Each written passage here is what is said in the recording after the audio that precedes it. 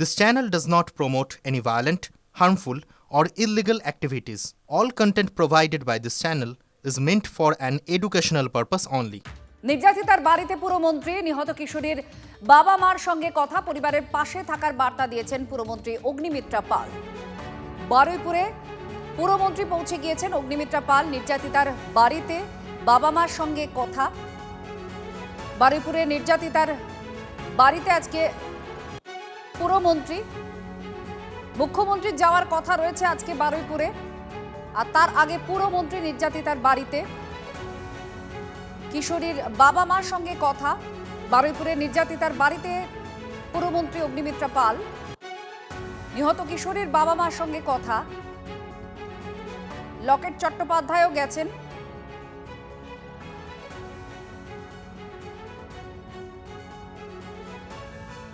Postmortem report যেটা প্রাথমিকভাবে উল্লেখ করা হয়েছে এবং সেখানে ইঙ্গিত আছে যে জলে ডুবে মৃত্যু হয়েছে, যৌনাঙ্গে আঘাত রয়েছে, ধর্ষণ করা হয়েছে, এটা পোস্টমর্টম রিপোর্টে উল্লেখ রয়েছে। এবং 3 জনকে এখনো পর্যন্ত ধরা হয়েছে, যাদের মধ্যে 2 জনের পুলিশ হেফাজত হয়েছে এবং মূল যে অভিযুক্ত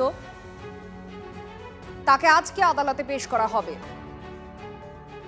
এসআইটি গঠন করা হয়েছে তদন্তের জন্য এবং সেখানে আরও অফিসারদের যুক্ত করা হয়েছে বেঙ্গল এসটিএফ এর, তারা তাদেরকে সহায়তা করবেন।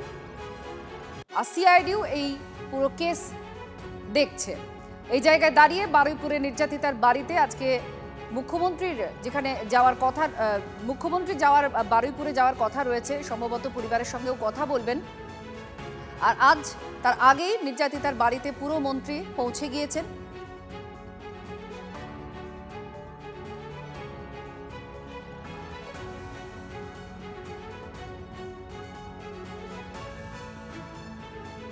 পরিবারের পাশে থাকার বার্তা দেওয়া হয়েছে। পুরমন্ত্রী তিনি পৌঁছে গিয়েছেন। আর গতকালের ঘটনাক্রম আপনারা দেখেছেন যে তৃণমূলের প্রতিনিধি দল তারাও গিয়েছিল, সুজন চক্রবর্তীর স্ত্রী তাকেও দেখা গিয়েছিল। এবার সায়ন্ত আমাদের প্রতিনিধি আমাদের সঙ্গে রয়েছেন, তার সঙ্গে আমরা কথা বলবো। সায়ন্ত, আমরা পুরমন্ত্রী পৌঁছে গিয়েছেন, পরিবারের সঙ্গে কি কথা হয়েছে একটু জানতে যাবো, কারণ আজকে মুখ্যমন্ত্রীর যাওয়ার কথা রয়েছে, তার আগে তিনি পৌঁছে গিয়েছেন।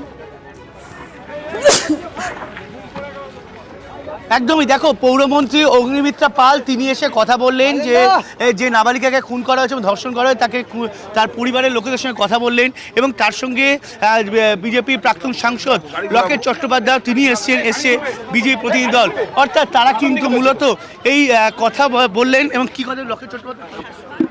সবাই এটাই দেখতে চায়, পরিবর্তনের বাংলায়। আমরা অভয়া দেখতে চাই না, আমরা দেখতে চাই যারা যারা আছে তারা শাস্তি পাক। অলরেডি 3 জন অ্যারেস্ট হয়েছে, আরও 1 জন অ্যারেস্ট নিশ্চয়ই হবে। আজকে মুখ্যমন্ত্রী আসছেন, পুরোপুরি এক্সট্রিম শাস্তি হবে এটুকু বলতে পারি, এইটুকু আশ্বাস দিতে পারি। আমরা মায়ের কাছে যাচ্ছি একবার দেখা করতে। ওরা খুব খুশি, হ্যাপি আছে, খুশি তো বলবো না, শান্তি পেয়েছে, সরকারের ভূমিকা নিয়ে খুব শান্তি পেয়েছে। একেবারে আমরা কথা বলছিলাম, তুমি শুনতে পেলে যে লকেট চট্টোপাধ্যায় যেটা আলেন, একটা কথা যে ওরা কড়া শাস্তির দাবি জানাচ্ছে, কড়া শাস্তির দাবি জানাচ্ছে, এইটা কড়া শাস্তি হচ্ছে। ওরা খুব হ্যাপি যে সরকারের ভূমিকা একদম পুরোপুরিভাবে আছে, মুখ্যমন্ত্রী আসছেন, কোনো সংশয় নেই এটা নিয়ে। আমরা মায়ের সাথে দেখা করতে যাচ্ছি, যা হয়েছে তারা একদম স্যাটিসফাইড। তুমি শুনতে পেলে যে কড়া শাস্তি দেওয়া হবে এবং মুখ্যমন্ত্রী নিজে আসছেন এবং সেই ব্যবস্থা হবে। এবং তিনি যখন বলেছেন, মুখ্যমন্ত্রী যখন বলেছেন, তখন এ ব্যাপারে কোনো ত্রুটি থাকবে না, এটা কিন্তু নিশ্চিত করে দিলেন লকেট চট্টোপাধ্যায়। অগ্নিমিত্রা পাল রয়েছেন, আমি একবার সরাসরি চলে যাওয়ার চেষ্টা করব।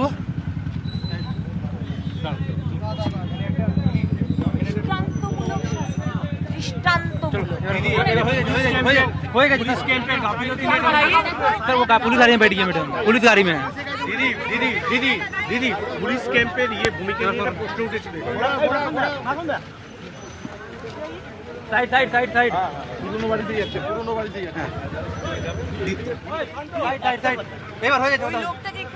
বাবাকে এখানে বসাও, বাবাকে এখানে বসা।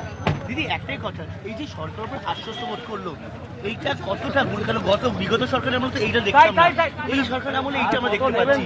বিগত সরকার তো চেষ্টা করেনি আশ্বস্ত করার কাউকে। বিগত সরকার যদি আশ্বস্ত করতেন তাহলে আশ্বস্ত হতো।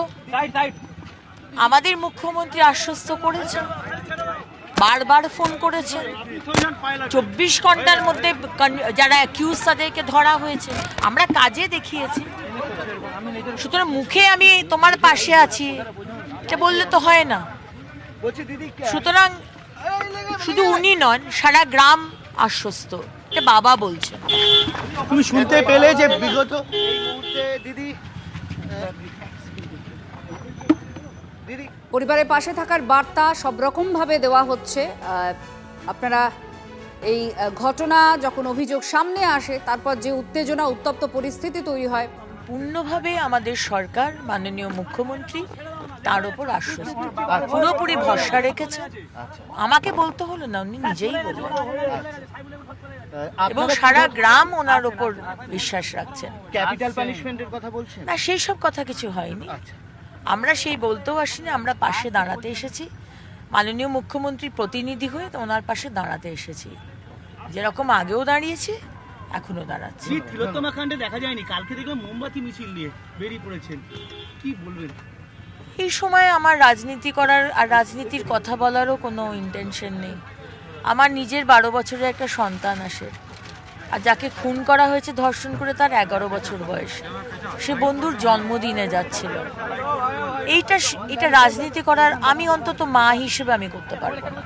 কে কি করেছে সে তার বিচার ভগবান করবে, মানুষ করবে, আমি কিছু বলবো না।